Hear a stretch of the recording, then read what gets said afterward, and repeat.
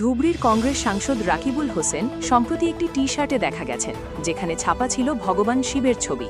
রেলে ওঠার আগে এই পোশাকে তিনি ছিলেন বলে জানা গেছে। এই ঘটনা নিয়ে শুরু হয়েছে ব্যাপক চর্চা ও আলোচনা।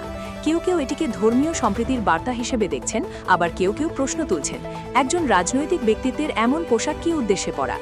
এখন পর্যন্ত রাকিবুল হোসেন নিজে এ বিষয়ে কোনো প্রতিক্রিয়া জানাননি। ঘটনাটি সোশ্যাল মিডিয়ায় ভাইরাল হয়েছে এবং বিভিন্ন মহলে মিশ্র প্রতিক্রিয়া সৃষ্টি করেছে।